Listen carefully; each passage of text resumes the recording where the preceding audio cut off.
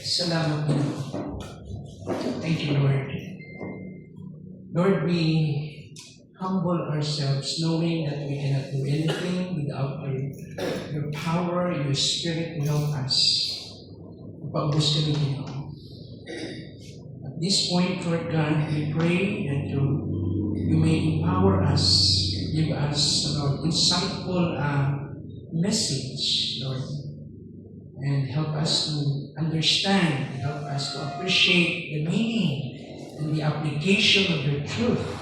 Padayon may pasagta, Ginoo. Ikaw, Ginoo, padayon ang tudlo ka na mo. Sa mga butang na among tunan karon i-process ng tagay kami madinawaton na kasing-kasing. Kinintanan dito ginamon na kanimo ba ng imong naghingapin na panalangin karong kagabi.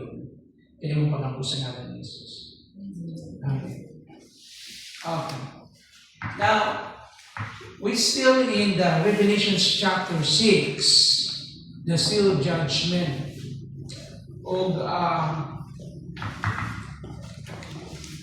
Actually, kana portion is about the judgment of the tribulation. Ito nagsugod man, chapter 6. Hangtod kana sa chapters 6 to 18. Yun ang mingo na itong mga chapters about the tribulation period. Now, yung last time na gisgutan nato, na continuation nato. Now, para makabalik tayo, okay, balikan lang natin ito, but part 2 na tayo dito sa the second seal and the fiery red horse, the rider of the, mingo na itong, gisgutan nato, the 4 horsemen of the apocalypse. Inanata sa gitawag na itong the red horse. Now, karon atong tan-awon din atong text, the second seal of the judgment. Okay. Akong masama, no? So verse 4. Then another horse came out, a very red one. Its rider was given power to take peace from the earth and to make men slay each other. To him was given a large sword. So when peace disappears, sa diha mawala ang kalinaw, trouble spread everywhere. Nations fight against each other, and the world is filled with war and anger. What used to be calm and united becomes full of pride, greed, and revenge. Now remember this. Our period is the period of grace. This is the period of the Lord's favor. We enjoy that grace. But one day, in the Lord's kingdom, prior to that, at the day of the tribulation, that is the period of the Lord's vengeance. Ang kasuko sa Ginoo. So it's a different story. It's a different climate, spiritual climate. Dinhi ang tama ng kalinaw sa kalibutan. So ang mga tao, try to imagine, kung ikaw na ato nagpuyuan na, di ka mga blessing mong balay. Sige gawas sa ang level ng kanabitang kasamok pa. Ang mga tao, mawadaan sila ng respeto sa balaod. Mga movies dito, kanang virgin, tagahanan sila sa kaadlaw para mag-wild sila. Plus lang pakialam, umatyo nila yung mga tao. But to put that into context, makita nato din nga this is about war, fighting, about struggle, about conflict. Bingo na itong gubat sa mga naso, kanagkalain-lain katawan. Now, pag-isgutan na po ang kasamo o gubat, dili mawa ang idea ng Armageddon. Okay, next read. Para na mo yung idea, ang Armageddon, may mo na itong ikuha dito sa word na Megiddo. So, adun na specific na lugar ka na dito sa Israel, ang itawag na Megiddo. Usa kini ka campaign o movement na wherein this kind of war will accelerate until the coming of Christ. Now, atong i-define kini kadayo. bago ko mabalik, before we go back to our track dito sa continuation of our topic last night. Sa Revelation 16 verse 14, importante itong language na to, may tungod sa gubat, no? Sa dakong adlaw, no? Sa Ginoo, sa Diyos, nagamanan. Ako basahan sa Revelation 16:14. They are spirits of demons performing miraculous signs, and they go out to the kings of the world to gather them for the battle on the great day of God Almighty. So there will be a gathering of nations. May muna itong influenced by demonic spirits. Ipaluyuhan sa yawa kini, iyahang i-influensyahan sila. I-motivate dasigo niya ang mga leaders sa mga nasod na mao'y magtapok anang adlawa aron makigubat sa Ginoo. Na mao kini diha nato gikuha ang idea ng Armageddon. There is this coming battle on the great day of the God Almighty. Mao kana. Now in Revelation 16 verse 14, the Greek word about the battle, that we can find has two different Greek words. Ang specific na Greek word about Armageddon, about that battle, is the word polemos. Ang hisgot kini does not merely mean a single class or single war. It speaks of a full campaign, a movement, a sweeping war that unfolds step by step. So nag-intensify siya. There is a progress, ay gitawag na itong progress of this campaign. By contrast, the language of the Greek maki, can't describe a single fight or even hand-to-hand combat. Dili kini ang exact language yung gigamit sa Battle of Armageddon, but rather the word polemos. This is a campaign, a movement, a series of war.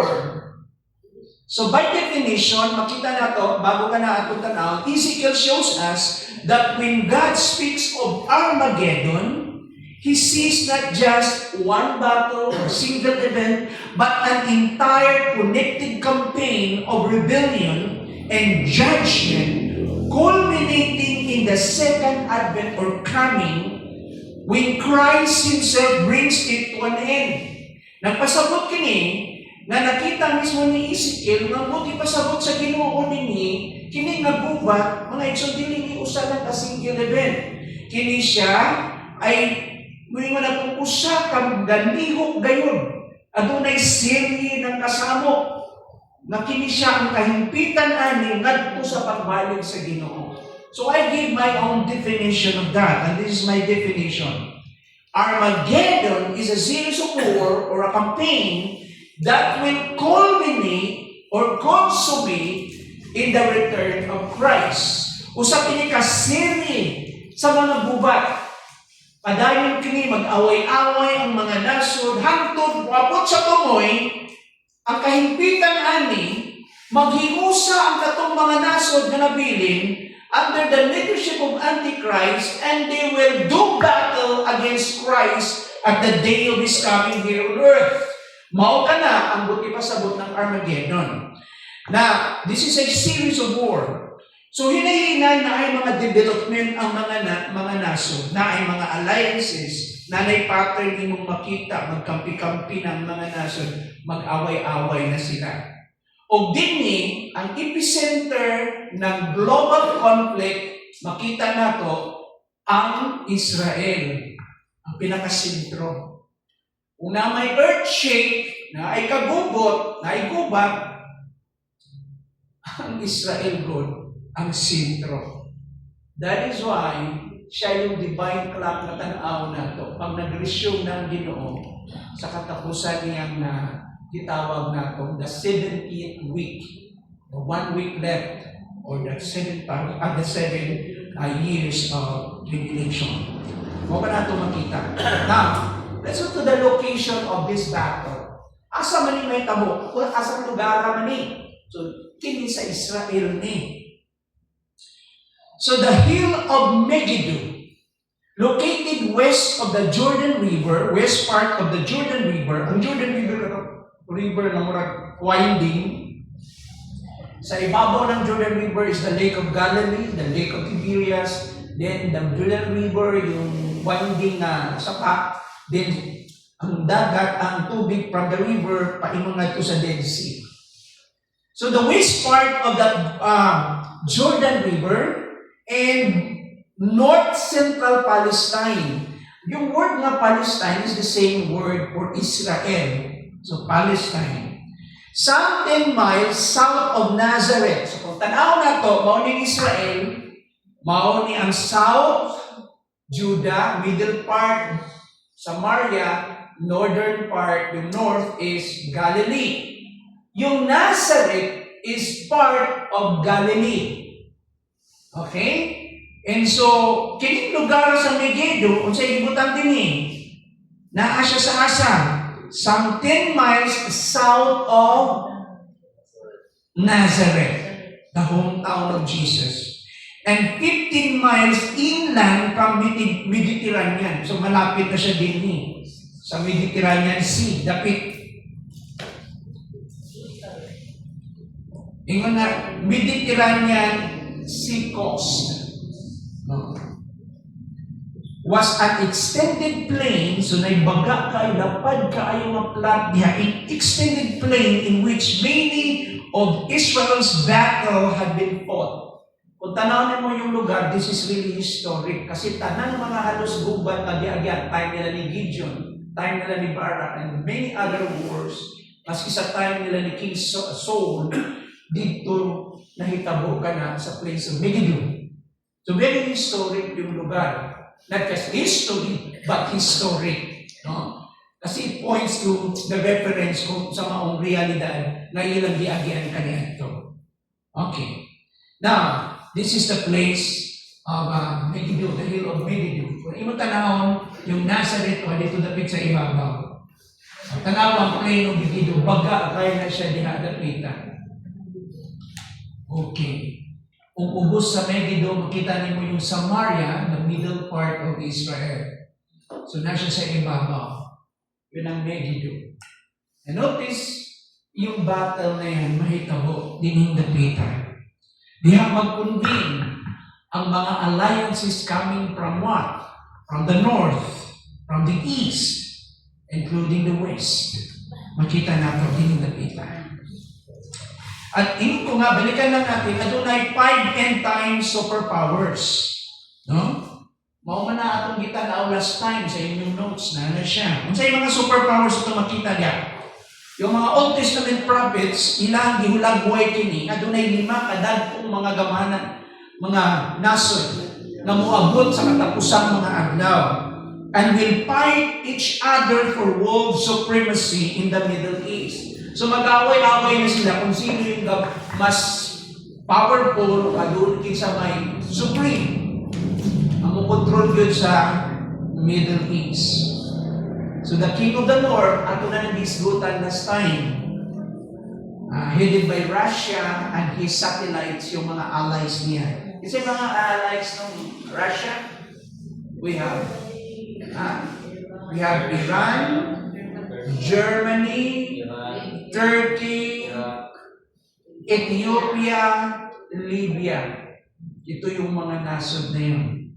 Sila yung mas di-emphasize kaayo sa Book of Ezekiel. Whereas yung alliance ng Western, ito yung Western Confederacy, yung ilang mga alliance, kauban nila, allies nila, wala kaayo na i-indicate explicitly or clearly.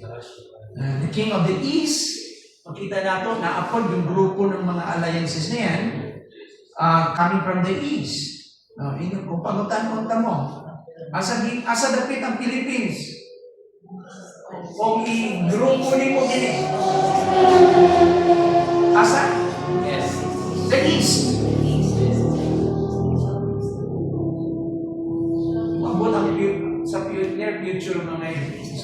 katapusan mga adlaw, masulidip pa yung mga nasod sa kalibutan mo, i-away kay Kristo. Ano kita mo? And we are not exempted. Philippines is not exempted. Okay, makinig ang mga nasod na itong gitan-aw. Now let's proceed. The aftermath of the Northern Alliance battle. Di ba naalala ng gisgutan na ito? Ni-attack sila. Kunya, sinita mo pag-attack nila. Nasuko ang Ginoo, di ba? Unya, pagkahuman nasuko ang Ginoo mo ini-punish nila. Sige, kung sa'yo mga punishment ito, makita nito. Nagpaulan ng Ginoo. Grabe yung ulan. Siyempre, ay pag-ulan ng hailstone, ng ice, o nag-ulan ng sulfur, pero na ay earthquake. Grabe yung impact ng earthquake, yung intensity ng earthquake, kasi naapektuhan yung water, yung sea, yung air, no? Apil na ang ground. So, tanang mananap, apektin sa earthquake. And there is a confusion, nagunay doon sila. So, kita na to, they killed each other. So, yung ilahang mga kauban, nagpatay sila. Ito yung divine intervention.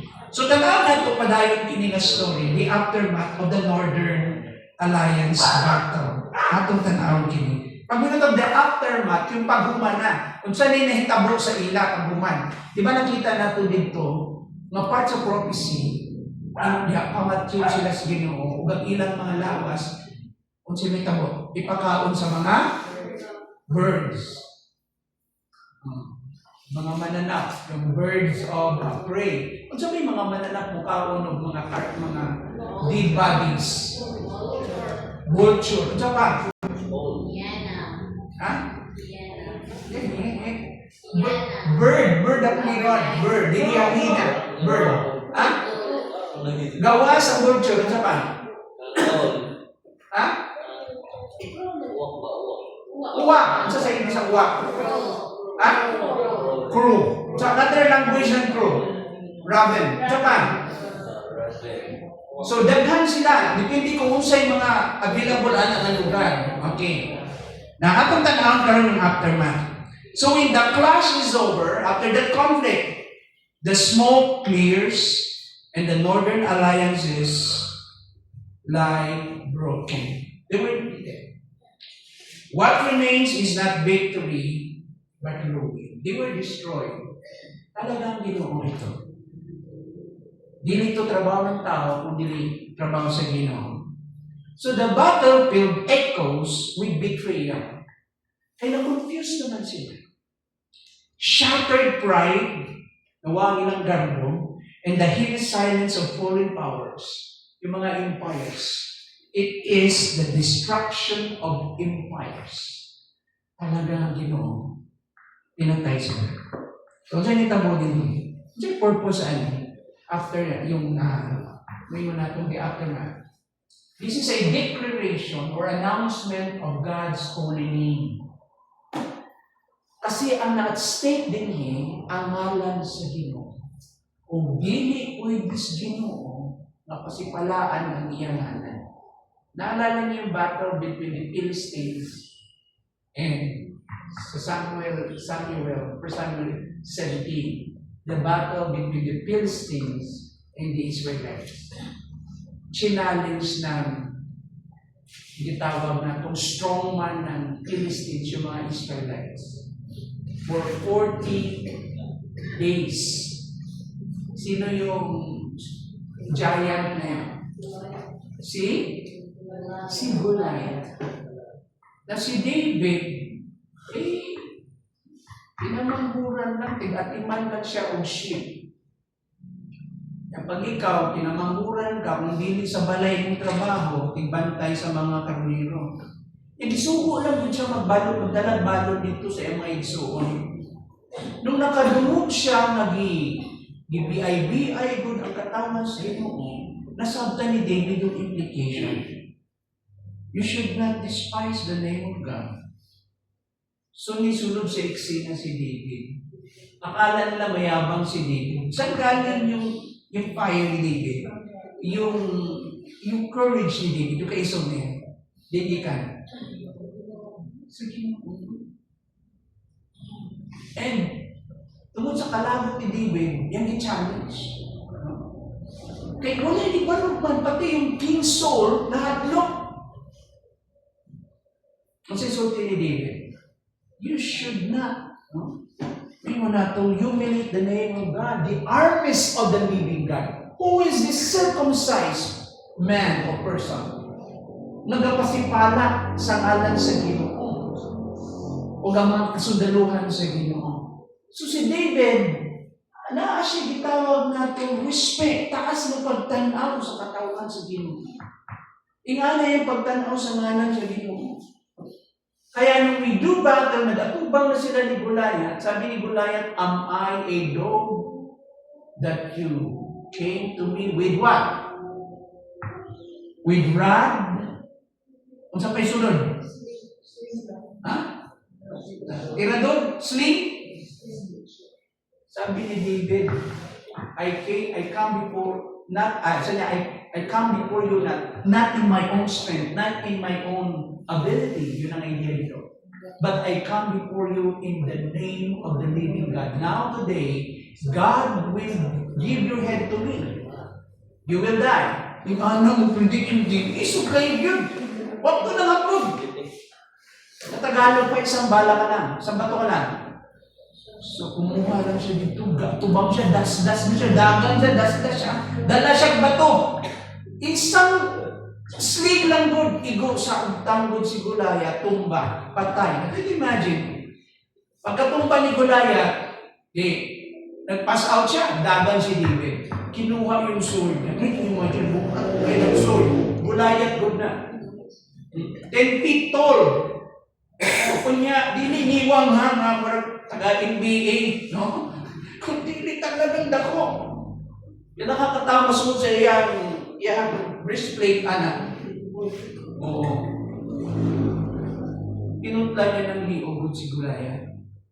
At try to imagine saan galing yung motivation ni David. Why?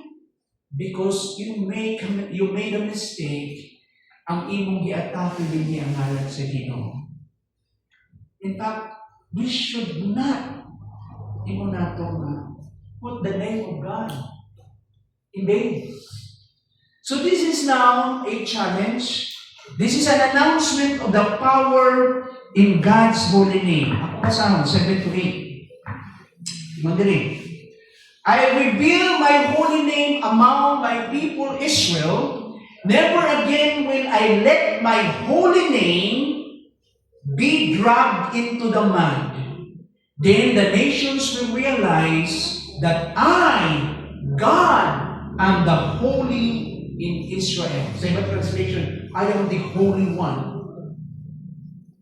In verse 8, it's coming, yes, it will happen. Definitely, maitabog ka na. This is the day I've been telling you about. Mamatay kayo. Iyon ang punto. So, ang Ginoong issue din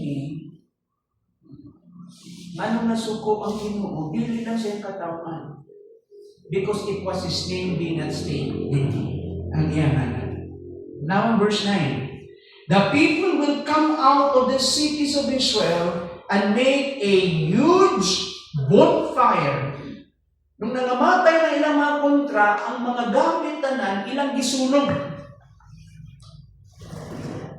So, it will make a huge bonfire of the weapons of war, piling on shields large and small, bows and arrows, clubs and spears, a fire that will keep going for 7 years. Now, ayaw mo ka, bala ka din, kadit lang. 3 years lang, no? Mula pa sa second coming ni Christ. So, ang idea niya, mga igsoon, it's not about yung period na pang mga scholars yung gitas mo. It will not affect sa prophecy. Because after that, they will continue to burn. And may mo na itong padayon sila mo gamit ng annual practice. But the point here, makita nato yung epekto as a sign na ang Ginoo really brought that judgment to his enemies. Tanaw ang verse 10. They won't need to go into the woods. Di na mo adto sa kalasangan, sa forest, to get fuel for the fire. Di ba? Panahon na, magkita ta, di ba? O kinahanglan ta magpainit, di ba? Kinahanglan ta mainitan ta. Na sila daghan kaayo mo sa man, stuck. Ang sugnod. No? Kamu ipalit ng kaway, di ba ito pang sugnod? No? Buhaton kong balay. So, ibig sabihin, they have enough, no, to burn. So, they won't need to go into the woods to get fuel for the fire. There'll be plenty of weapons to keep it going, and they'll strip those who strip them. They rob those who rob them. Decree of God. This is the law, the order. Decree of God, the Master, the Lord. Manigilon sa Ginoo. Gagamit ko Message translation. Okay, makita nato din sa verses 11 to 16, in summary, at makita din sa chapter 39 of Ezekiel, the dead will be buried and it will take 7 months. To imagine that. So, na yung mga uban dito na kinahalan ilubong. It will take time. Naalala mo tuloy yung flash flood way back. Hindi ito ba yun sa Ormo? More than 5,000 o 8 ang namatay. Yung casualty. Try to imagine that. Talagang entire city ng Ormo at that time. So it is stink. Siguro binabundos na lang nila yung mga ito na tayo. How kayo? Pag-apas lang sa paglubong. Kalit magbunto. Wala ito may buhawi ba? Flash flood. Lulog to. Buhay nakadagan na ito halos. Nato imagine kini, daghan kayo nila sundalo Kasi mga mga satellites ito ng Northern Alliance doon i-atake. Asin ang tanan doon. So 7 months, gipropisay ng daan ni Ezekiel, and listen to this guys, gipropisay ng daan ni Ezekiel, future pa nun. Pinag-uusapan natin. Galing, no? Una may tamo sa 11 to 16. Let's proceed. Next, sa Ezekiel 39, sa mga following verses 17 to 20, vultures are invited to feed on the dead bodies. So na yung mga remains, mabilin dito, mga patay na lawas na wala doon na yun, ikakulong sila sa manana. Ting-ana ka, gawin mo na ito ka. Paano bitaw sa Ginoo ipakita sa ilang judgment niya? Ikaon sila sa mananang. Mga vultures. Noong yung aftermath ng invasion ng Northern Alliance, pamatay sila sa Ginoo. So when God destroys the invaders, He shows the world that He will never tolerate wickedness. Now listen to this. Pag ang Diyos, sadyang ang Diyos, iyahang pamatay sila, i-destroy niya ang mga ni-atake, ipakita niya sa kalibutan, na dili niya pwede yun itolerate ang kadautan. We will not tolerate wickedness. At the same time, He proves His unstoppable plan. Kasi plano niya na dili kapungan to bring Israel back to strength, to restore the nation, and make every nation recognize His justice. There is justice, and justice is served. So the point of God here, His purpose is to restore the nation. Ipanumbalik ng Israel. Maugini. I-prove niya na iyang covenant promise is true. And there will always be mo natong remnant. O makita nato diha ang pag-atake sa Ginoo. Ezekiel 39:20 to 24. And because of that, makita nato sa next na step, yung regathering of Israel, yung pagtapok sa ilang balik. Tapukon sila.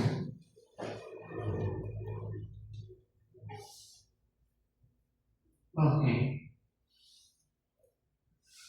Next screen. Si Ezekiel paints a breathtaking vision of hope.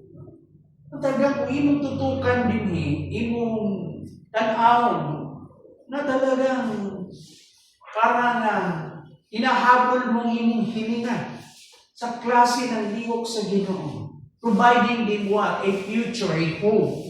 God Himself stepping in to restore His people. After judgment comes mercy, after scattering comes the gathering. So this is the regathering of His people. So makita nato niya mga igsoon na in the near future, kupo balik sa Ginoo, nagkatibuag sa inyong katawan. Asa man sila nataingon ng uban karon. Remember, hangtod karon, ingon sila, hindi pa nakitaan yung 10 tribes. Ang nabilin sa time ni Christ, yung 2 tribes. Asa sila nag-reside? Sa South, Judah and the Benjamin tribe. Yung 10 tribes later na, kung saan man sila? After the exile, naalala nyo? After the exile, wala na sila nakabalik. Pero, na-retain, i-preserve sa Ginoo ang 10 tribes. Why? Kasi, because, notice sabi ng Ginoo, one day, He will raise up 144,000. Okay? Of what? Of Israelites coming from the 12 tribes of Israel. Each tribe, 13,000. Times 12, 144,000 Israelites coming from the 12 tribes. So, na-preserve sila. So, there is remnant in the future. So, there's a regathering. Tapukon sila balik. So the Lord will bring Israel back to life, buhayin niya ulit. Yung bigyan niya ng pag-asa. Paglao ng mga nasod. Pour out His Spirit. Alala niyo yung covenant. Anong covenant yun? Abrahamic, Palestinic, Davidic, o new covenant. I will give you a new heart, and I will put my spirit within you. Sa Ezekiel. Chapter 36, 26 to 27. The new covenant of regeneration, of born again. Ito na. The Lord will bring Israel back to life, pour out His Spirit, and make His presence known among them once more. Once again. And this promise will reach its glorious fulfillment. Ang kahimpitan na yun maabot, kano sa? Ngadto sa ikaduhang pagbalik sa Ginoo at the second coming. When every eye will see His faithfulness shining over as a restored nation.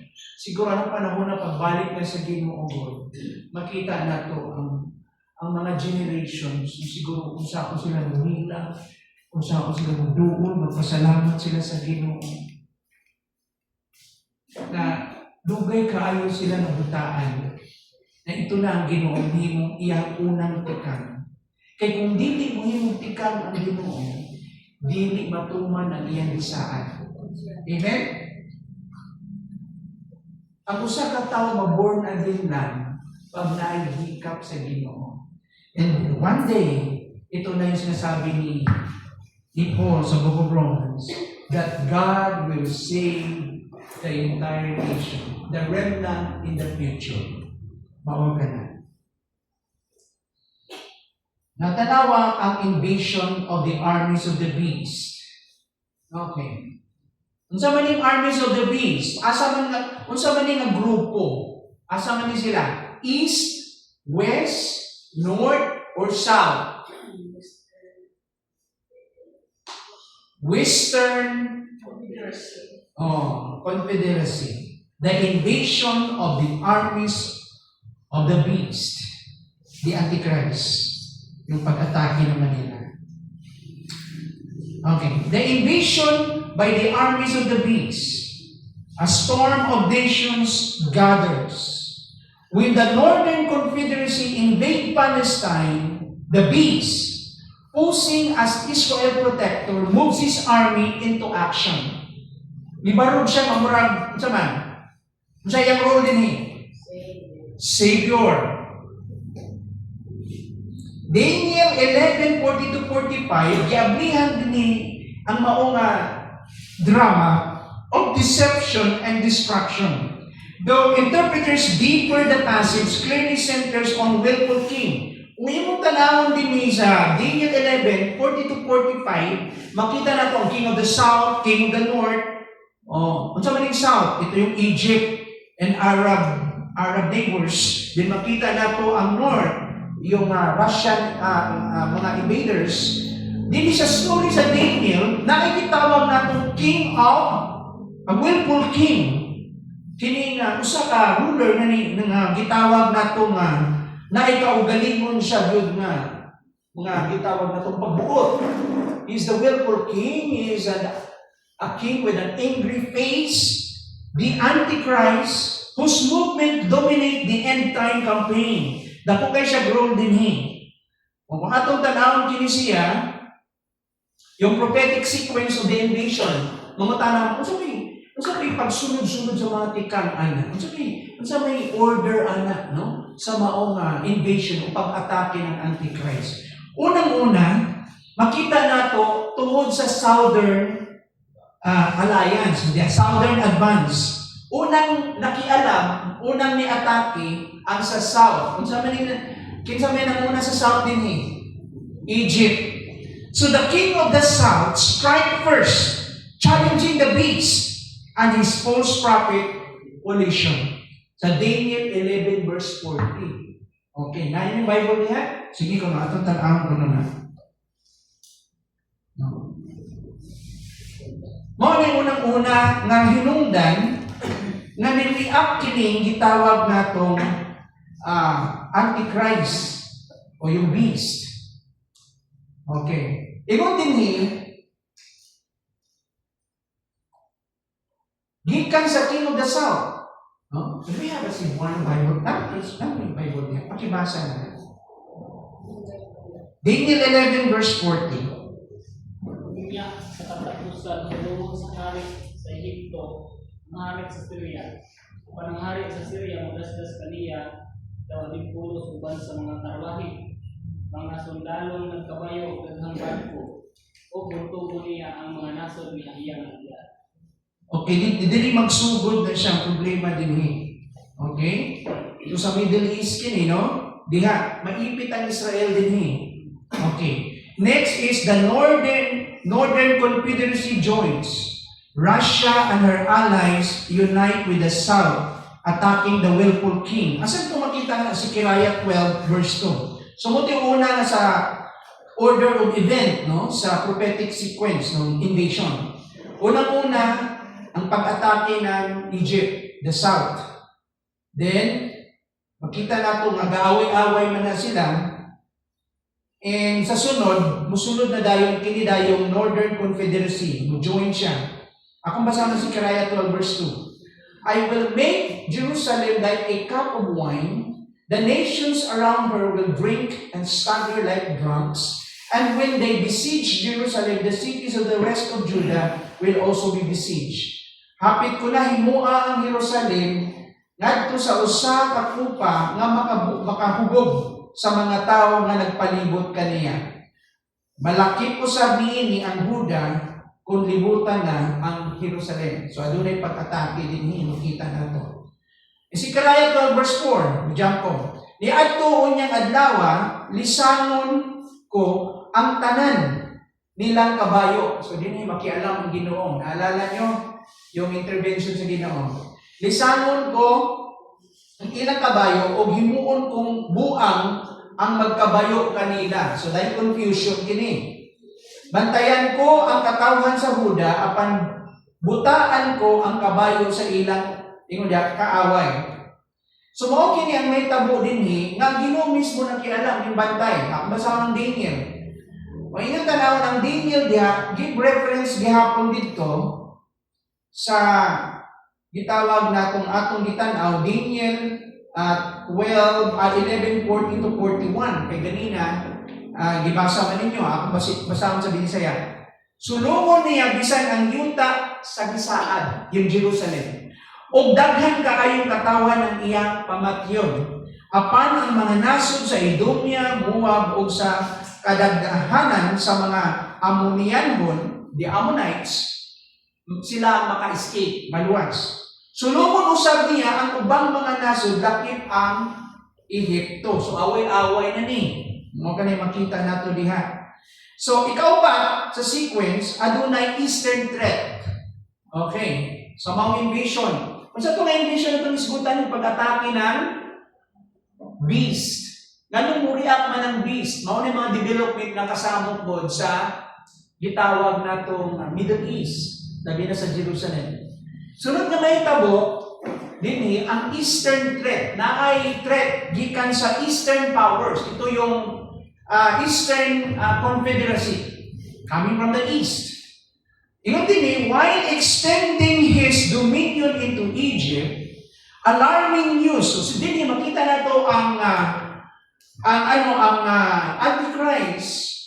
Naan na siya, no? Nisunod na siya sa eksena dinhi sa Middle East. Pero nadungog niya ang report na ni-react ani gitawag ni atake ang east. Kung sa rason nakasunod ang east, nauga ang Euphrates River. There is may mo natong divine intervention dito nga nauga ang River Euphrates. Unya nakatabok kining mga kings of the east. Gi-prepare ang dalan para sa ilang pagsulod God. Okay, by God's permission. Ato makita din no? So while extending his dominion into Egypt, the Antichrist, alarming news reached the beast. Okay ni. Armies from the east are advancing, according to Revelation 16 verse 12. They rise to challenge his authority after the Northern Confederacy falls. Ang atong gisgutan ganina, katubitang aftermath ng war, kinsay nangamatay ato? Ang Northern Alliance. Oo. Tungod ana, wala na yung challenge sa Antichrist. Naalala nyo? Alam mo karon, duhang superpowers ko ng talagang karon lang ha. But yung mga scholars nagto, in the near future, adunay United States in Europe, in the near future, adunay bagong formation.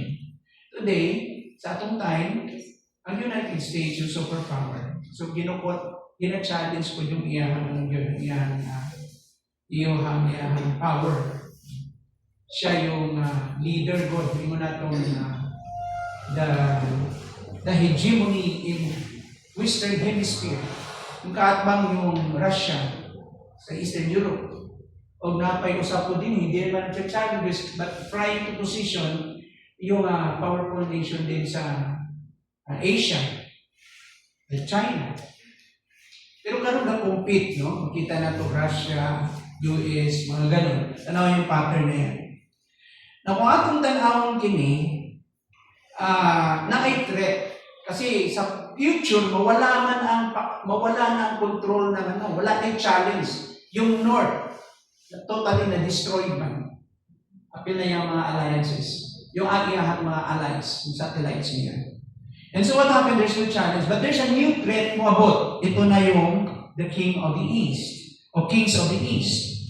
So while extending his dominion into Egypt, alarming news reaches the beast. Armies from the east are advancing. They rise to challenge his authority after the Northern Confederacy's fall. So pagkadumog ng king of the east, coming from Asia, wala na yung north. Okay. So, ilang i-contest yung authority ng Antichrist, sila karon ang ni-attack sa Middle East. Now, mo ni final assembly karon. The beast relocates his headquarters. Ang saan ang focus niya karon? His seat of power, nasaan?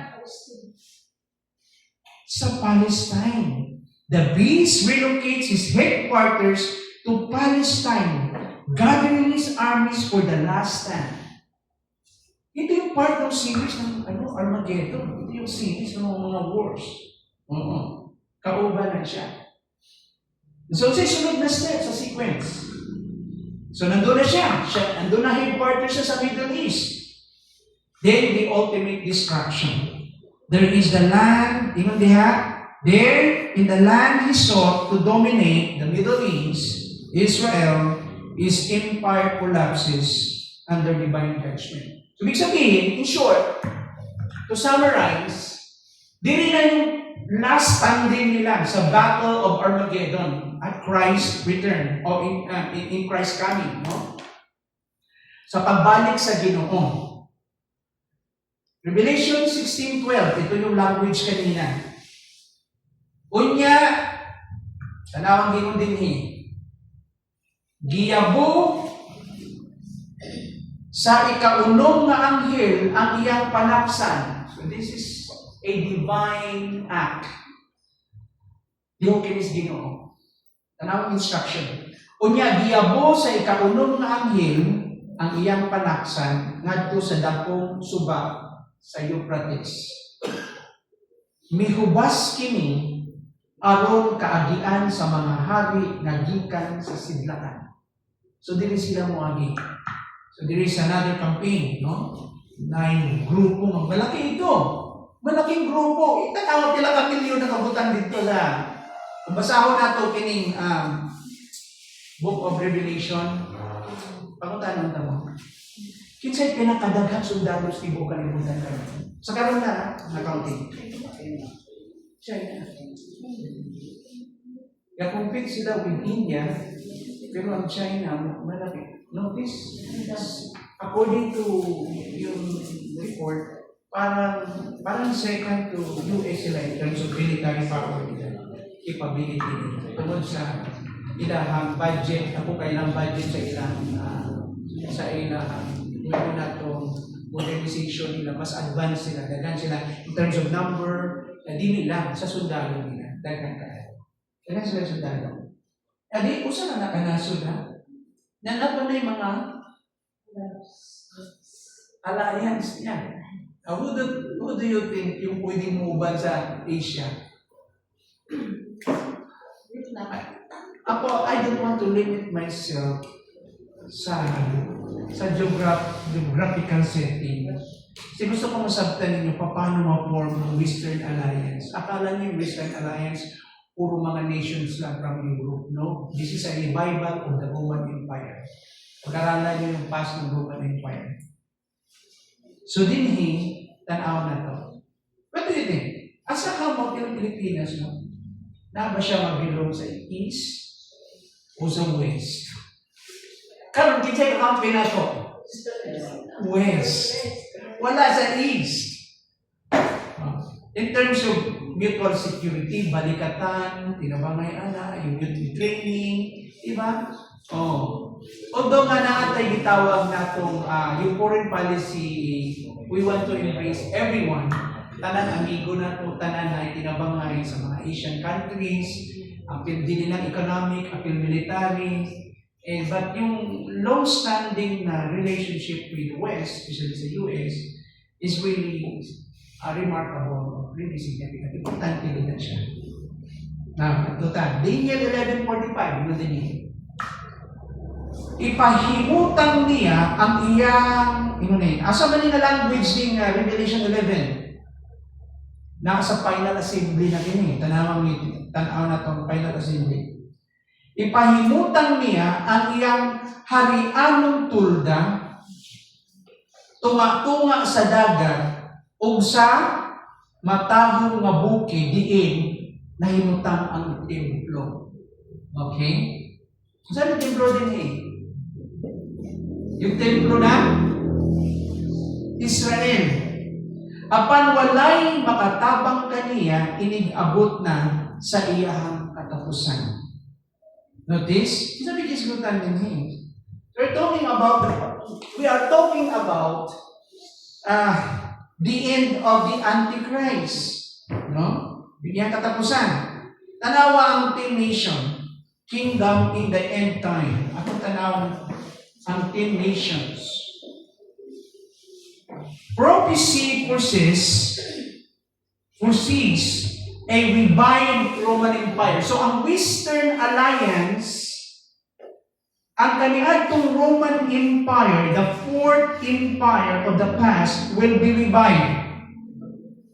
Will be restored. Buhiyon siya balik. A federation of 10 nations forming a political backbone of the beast Rome. Though Scripture does not name these countries, wala iskutan din unlike sa Ezekiel, iskutan ng mga may natong mga kauban o allies ng northern may natong confederacy, din wala yung mga names na dimension na explicitly or clearly stated sa Scriptures. It implies a union of Southern European powers, possibly extending into Western Asia and Northern Africa. And listen to this. Ang Western Alliance or Confederacy, mga nasod kini, notice yung scope niya, gikan sa Western Asia, pasibol kauban niya, and Northern Africa. Alam mo yung Europe is very powerful na. So in the rise of European unity, the collapse of communism and the emerging of East and West, the stage is set for this prophetic fulfillment. Notice, karon ang very powerful God na culture on earth is the Western culture.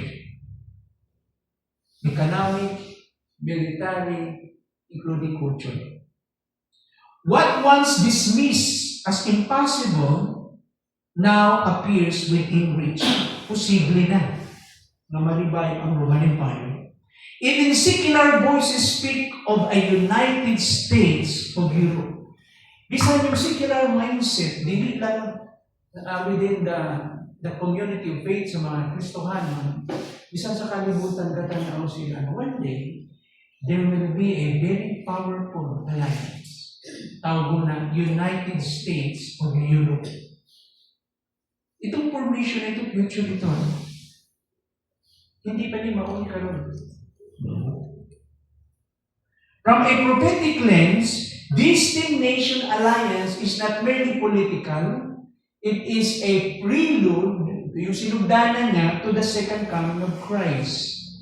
The moment when human dominion ends and divine sovereignty begins.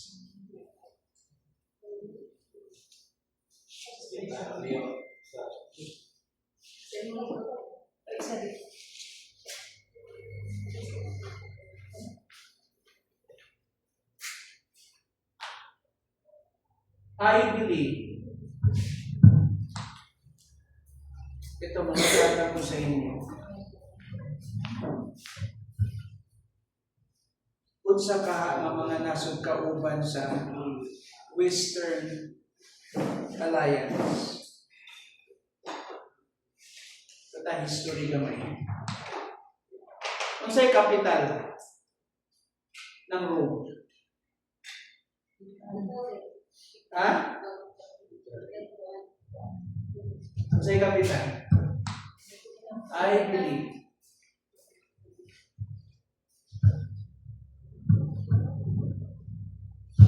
I believe later Italy is very powerful. Italy, kasama yun sa Western Alliance. Ay revival po Rome ito po. Yan, daghan dyan mga itawag na itong kauban ng mga nasod. Ay binibusan na siya.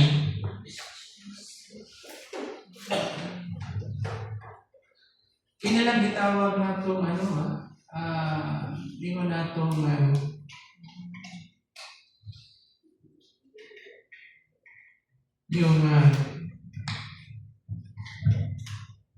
yung mga alliance karon yung present karon sa Europe. Yan ang market dito, nakakontrol na dapit sa Europe. Yung economy, yung world economy. Makita na to dito dapita. Naku kay influensya sila.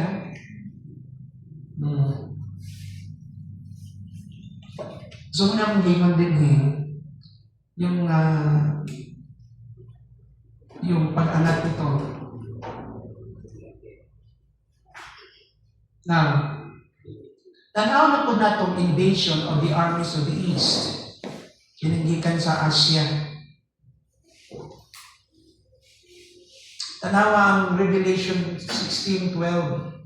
Ipakita din ang lihok sa Diyos, lihok sa Ginoo.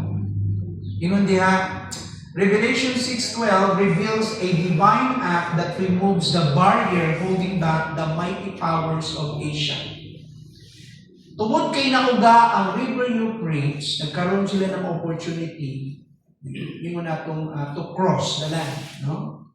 The Great River Euphrates, once a natural wall dividing east from west, will dry up by the hand of God Himself. So this is the act of God. Just as He parted the Red Sea and the Jordan in ancient days, parehang nung nagmilagro siya, na iyang gibuhat, siya dapoy maghimo niini.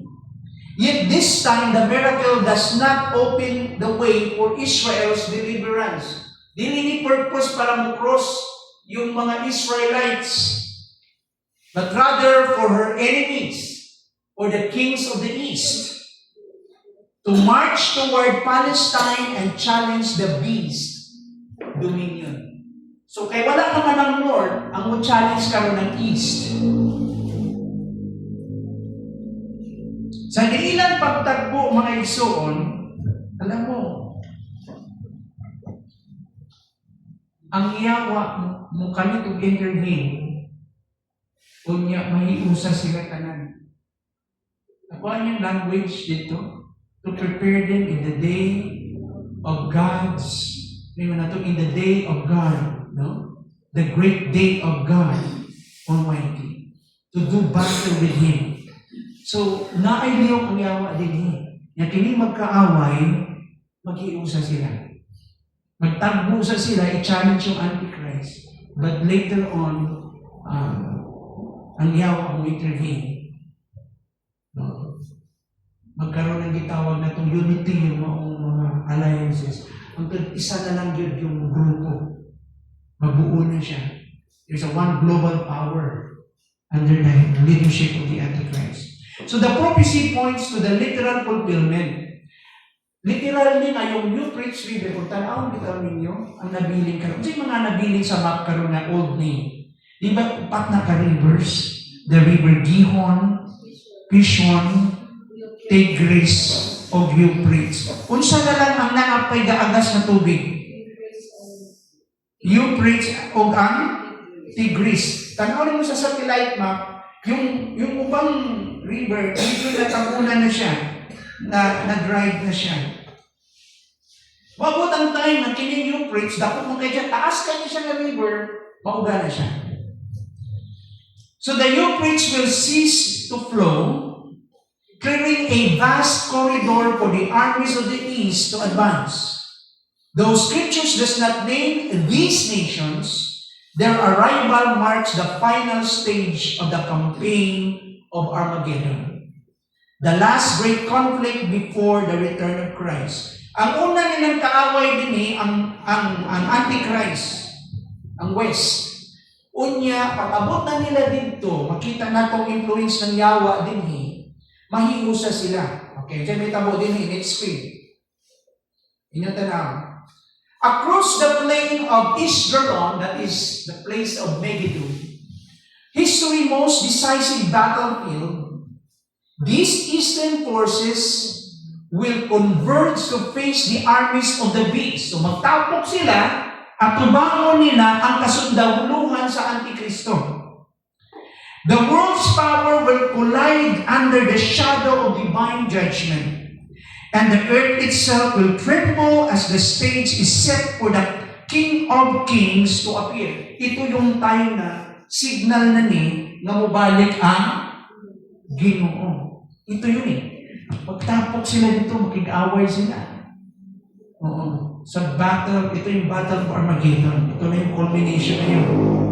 And so may tabo diha, sa ilang pagtapok, mga igsoon, mahiusa sila.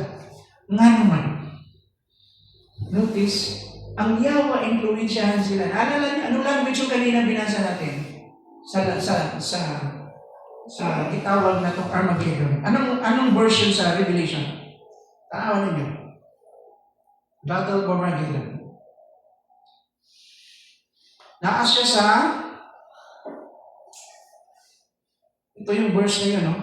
16:14 of Revelation. Tanawa. They are spirit of demons performing miraculous signs, and they go out to the kings of the world to gather them. Tapukon sila. To gather them for the battle on the great day of God Almighty.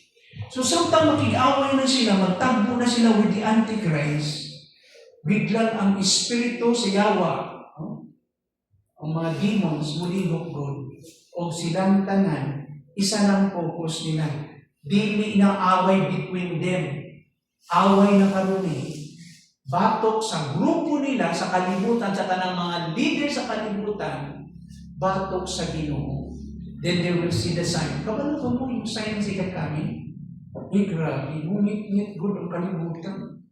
Ang adlaw, dili maghatag kung saan. Na-try to imagine, ito na sila, natapok na sila.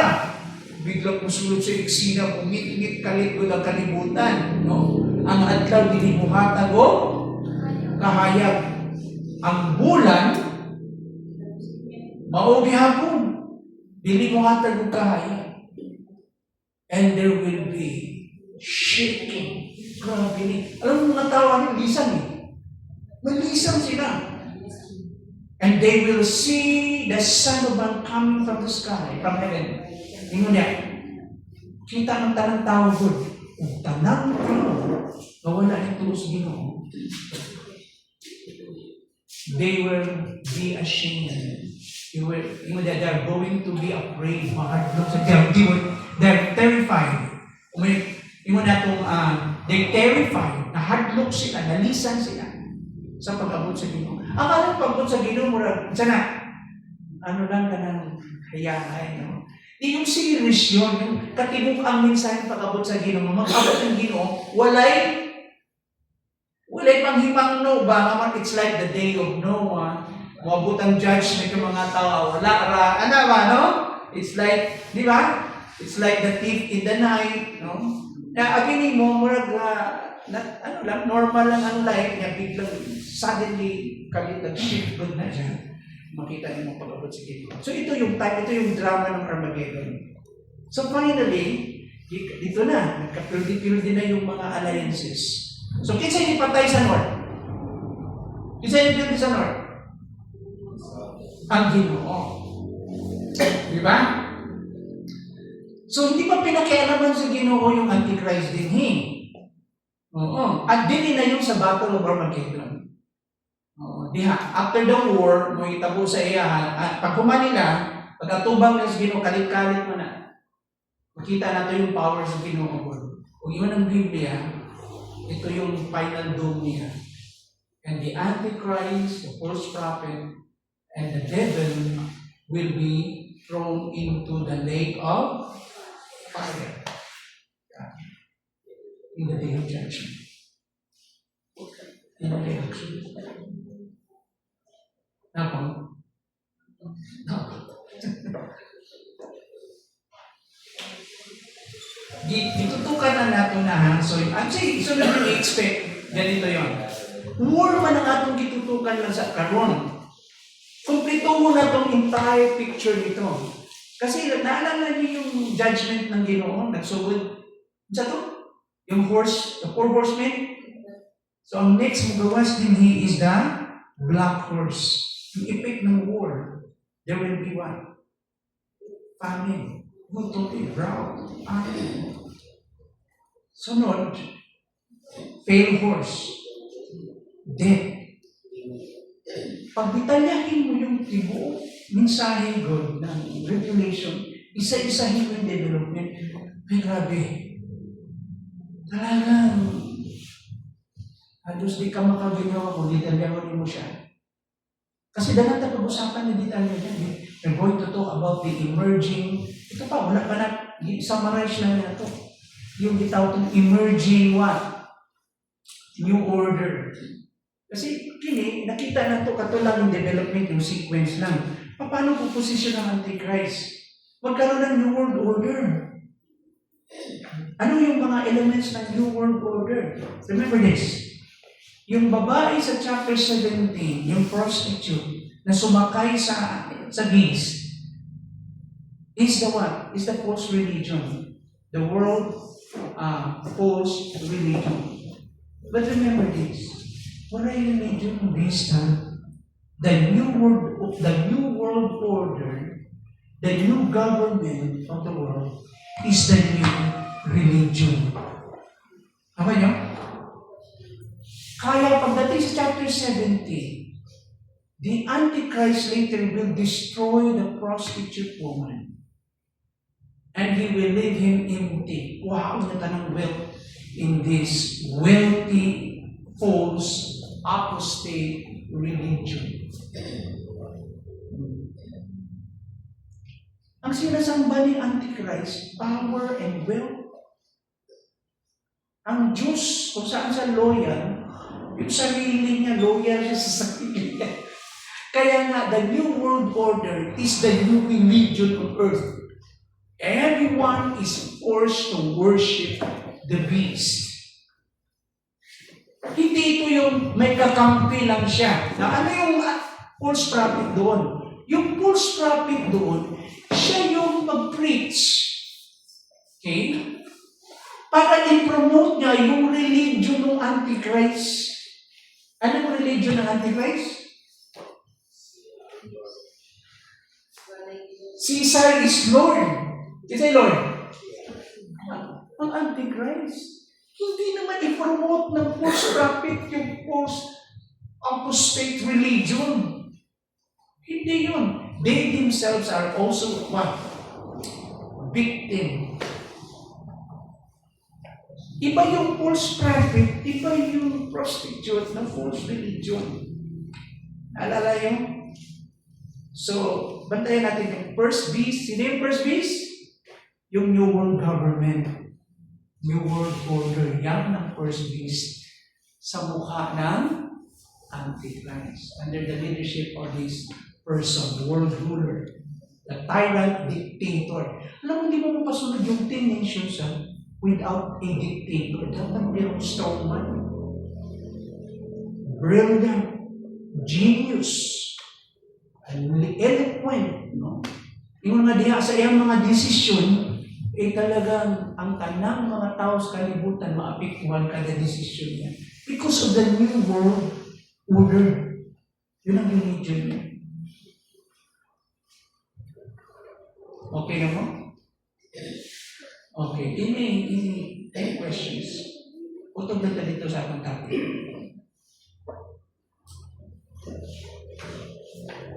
Kami pangutana? Ilang lagi kayo kakaroon? Hindi ka natin Ah? Pag-siling ng rolling stock. Yung order kay gusto ka naman tatay.